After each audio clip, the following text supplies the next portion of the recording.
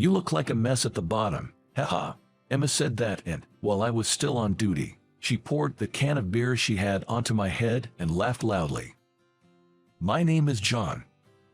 My parents divorced when I was just beginning to understand things, and I was taken in by my mother, growing up in a single-parent household. I still don't know the reason for their divorce. I just vividly remember my mother crying on the night my father left. So, I never thought to ask about the cause of the divorce. Being in a single-parent household meant that my mother had to earn the amount that a father in a typical family would bring home all by herself. My mother worked multiple part-time jobs, tirelessly providing for me to have a comfortable life from morning till night. Seeing my mother's efforts, even though I was young, I felt that I couldn't waste her hard work. I diligently focused on my studies, even if it meant sacrificing things I wanted. I secretly wished to play soccer, but I feared it would affect my academics, so I never joined the club. Looking back, I realized that we didn't have the financial means to afford soccer gear like spikes or uniforms, so not joining was the right decision. I didn't buy reference books or attend supplemental classes like the other kids around me, but thanks to my natural intelligence and exceptional memory, I consistently ranked at the top of my class throughout my 6 years of elementary school. However, my mother, despite juggling multiple part-time jobs, never became a contract employee or received promotions or bonuses. Our life never improved. So, even as I entered junior high school, our family remained poor. In elementary school, I wore tattered clothes because we had no school uniforms. By the time I reached the upper grades, my classmates and teachers had figured out that I was from a poor family. Fortunately, in junior high school, most students wore school uniforms and carried designated school bags, which spared me from being singled out as poor in public. One day, during my second year of junior high, as the end of middle school approached, Emma, the most popular girl not only in our class but in the entire grade, approached me and said, "You're John, right?" Well, yes. Since I attended a different elementary school in a different district, I struggled to fit in from the beginning and had no friends, spending my time focused on my studies. At that time, of all people, I was approached by the popular girl, Emma, so I couldn't hide my nervousness. Whether she noticed my state or not, Emma continued without any concern. "John, how much do you usually study?" "Well, I arrive at school as soon as it opens, do some preview for the day. Then after school, I review the material before going home, and I keep studying until bedtime. That's the routine." "Wow, that's impressive. So, is that why you're so smart? Your name is always at the top of the test rankings, but I had no idea what kind of person you were, so I was curious." Saying that, Emma, who laughed, was cuter than any other girl I had met so far. From that day on, Emma started visiting me almost every day, saying she wanted me to teach her. Gradually, we moved beyond just studying, and we began talking about various topics, including life and relationships. As we moved up to the third year and ended up in the same class, we decided to start dating. I never imagined that I would have a girlfriend during my middle school years, especially not before making friends, and the fact that she was Emma was beyond my expectations. However, I always kept in mind that I couldn't let my studies suffer just because I had a girlfriend, so my grades didn't drop. Our relationship was going well, but it came to an abrupt end one day. On a holiday, we were going on our first date as a couple. Since it was a day off and we would be meeting in casual clothes instead of our uniforms, I wanted to decline, but I reluctantly agreed, thinking that Emma was attracted to my intelligence. However, when Emma arrived late at our meeting place and saw me, her reaction was different. "Sorry for being late," she began, but then she looked at me in shock. "What's with that outfit?" It was understandable. Because, at that moment, I was wearing a tattered t-shirt with a stretched-out neckline and shabby jeans, a far cry from a stylish look. However, I couldn't help but think if there was some way I could avoid the situation and said, "Well, you know, I'm not really interested in clothes. Besides, I have this thing for studying, and I don't really go out." Nevertheless, Emma didn't seem convinced, and she said, "I had a vague idea, but I didn't think you were this cool." On that day, Emma was shining from head to toe, and everything she wore was branded. Come to think of it, Emma's family was wealthy, and she was what you'd call a CEO's daughter, I recalled. Recognizing how shabby my own appearance was in comparison, I was overwhelmed by embarrassment. I can imagine walking next to a guy like this. I'm sorry, but I can't date you anymore. Goodbye.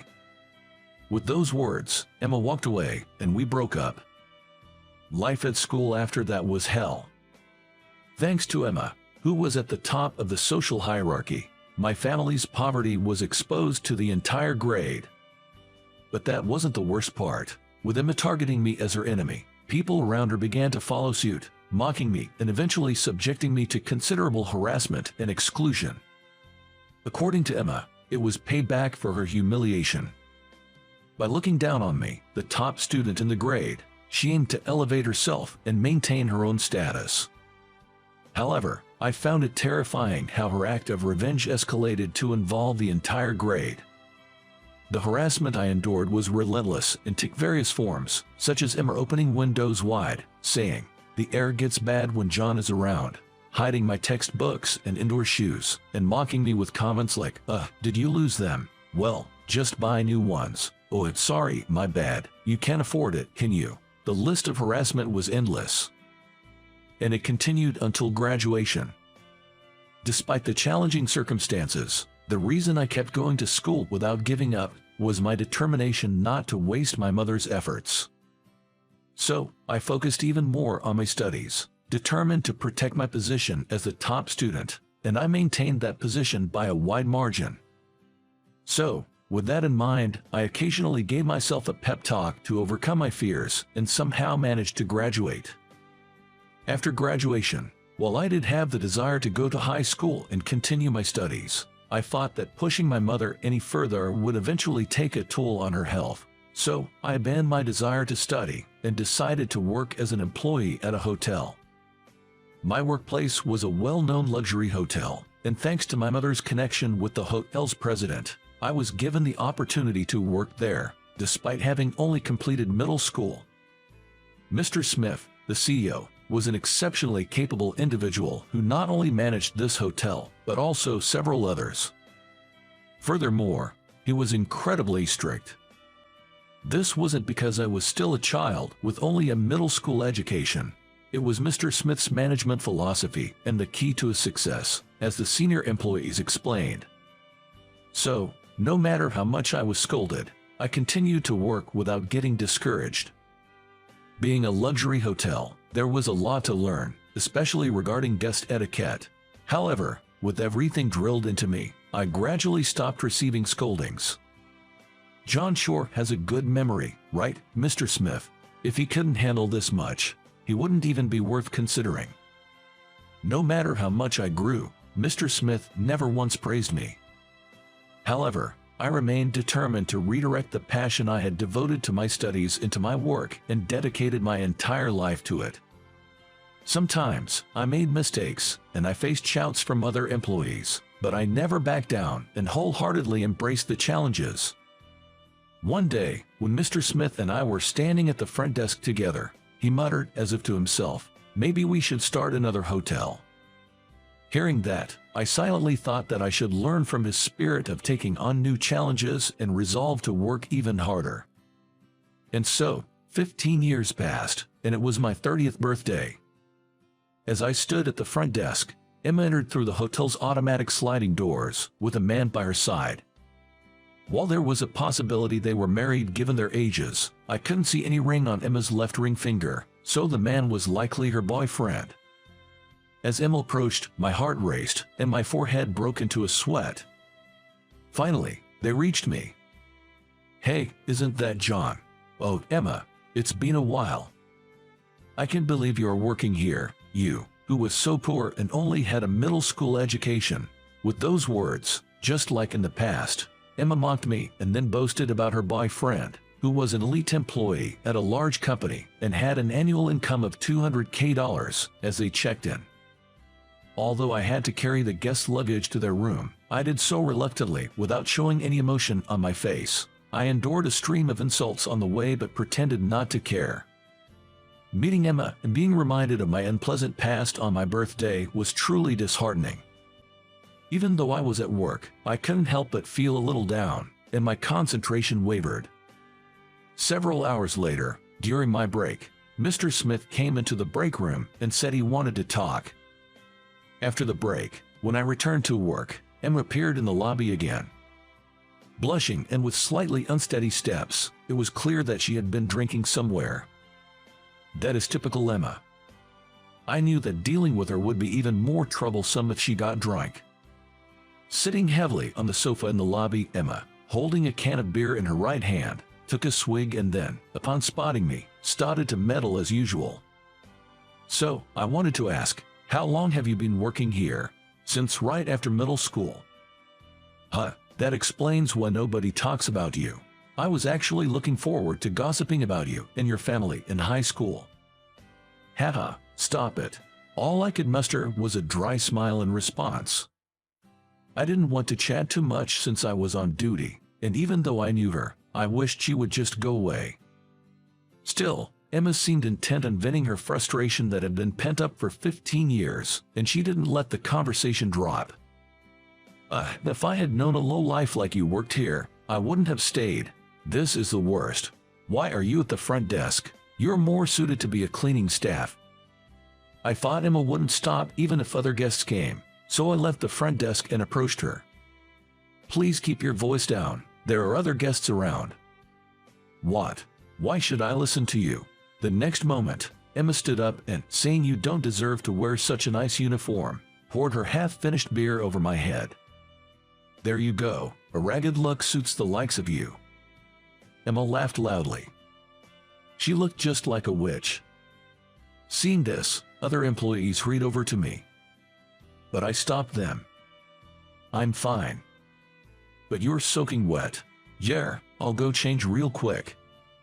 I glanced at Emma, saying "You've had too much to drink," and left. After changing, I returned to the front desk, and Emma was still sitting on the sofa. That's when her boyfriend came in, excitedly saying, "There's an awesome car parked outside. It's black and looks really slick. Must be custom made." "Really?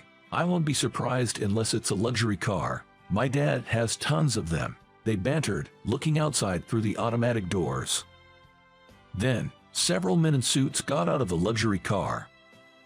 Their suits looked so expensive that I thought some VIP must be staying here, and watched them enter. However, the group in suits headed straight for the front desk. Stopping in front of me, among the 3 employees, they said, "Mr. President, John, we've come to pick you up." Huh? I was initially bewildered, unable to grasp the situation. But there was no one behind me. So, it seemed the words were directed at me. Then Emma came from behind, saying, "What? This guy's the president? Guys, you've got the wrong person. He's just a poor lowlife who barely got a job at this nice hotel because he's doomed to never achieve anything more." The men looked confused at her drunken rant. "Do you know her?" one of them asked me, and I replied, "She's an old middle school classmate, sort of." "Sort of. Don't get cocky just because you were bullied." Just as Emma lunged forward, Mr. Smith appeared behind her, gently holding her shoulder, and said, "Please calm down." "Mr. Smith, what's this all about?" "Actually, I've been keeping a secret until your birthday today. I'm planning to entrust you with the new wing opening next month." I remembered when I first joined the company, Mr. Smith had muttered about starting a new hotel. When the new hotel was confirmed, I admired how amazing he was. I never dreamed he would entrust it to me. I've always been impressed with your work since you joined right out of middle school. Choosing to work at such a young age was normal in my generation, but it took courage for yours. Yet, you made up your mind and have been a great help here. I was tough on you because I wanted you to aim higher. I thought you were capable enough to handle the new project. Mr. Smith then held my hand and said with a kind expression, "I'm counting on you, and happy birthday." I couldn't stop my tears. I felt recognized by Mr. Smith, who had always been strict, and for the first time, I thought all my hard work had paid off. After gently patting my shoulder, Mr. Smith turned to Emma and said, I hate to break it to you, young lady, but your father's company, the Williams Group, might be facing some tough times ahead." "What? Nonsense. Dad wouldn't mess up. This is so irritating. Let's go." With those bitter words, Emma left with her boyfriend. Later, I was taken out for a meal by Mr. Smith. There, I learned that the Mr. Smith's company had business dealings with the Williams Group. However, the Williams Group was famously involved in tax evasion in the area, and upon learning this, Mr. Smith immediately ceased all transactions. A few days later, I saw in the news that the tax evasion by the Williams Group had been exposed. Emma's father was arrested. Their company went bankrupt, and I heard Emma was left with a significant debt. From what I've been told, she's now wearing ragged clothes and trying her best in various ways. If I see her again, I might treat her to a meal, calling it a continuation of the date we never had. Looking in the mirror, I tightened my tie, gave my cheek a slap, and pumped myself up, thinking, I'm the president starting today.